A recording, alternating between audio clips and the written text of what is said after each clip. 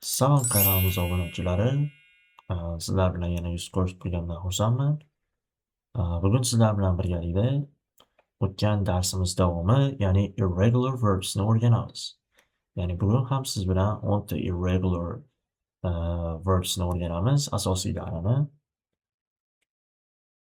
Qani bo'lmasam boshladik. Birinchisi bizda catch. Catch, ya'ni ushlab olmoq. Buni o'tgan zamondagi shakli caught bo'lib ketadi. Caught. Misol uchun, he caught a beautiful butterfly. Bu chiroyli bitta kapalakni ushlab oldi. Keyingisi bizda choose.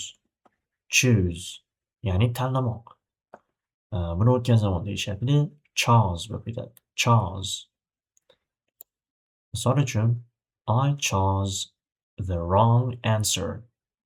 Men noto'g'ri javobni tanladim. Keyingisi bizda come. Come degani kelmoq degani.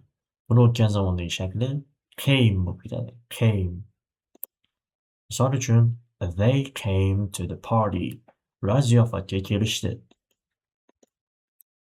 Keyingisi bizda cost. Cost, ya'ni narx turmoq. Buni o'tgan zamondagi shakli ham cost, ya'ni o'zgarishsiz qoladi. Misol uchun, yesterday I went to the shop to buy a new phone. Kecha men yangi telefon sotib olish uchun do'konga bordim.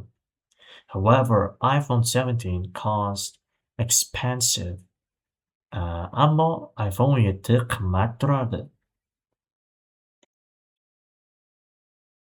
Keyingisi bizda cut.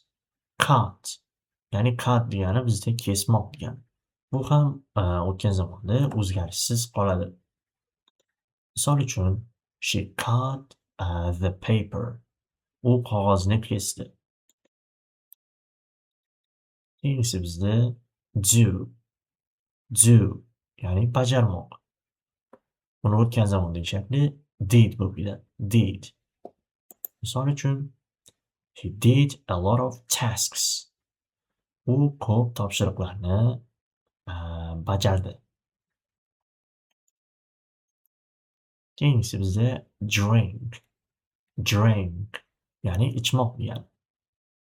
Buni o'tgan zamondagi shakli drank bo'lib ketadi. Misol uchun, I drank a cup of tea. Men bir finjon choy ichdim.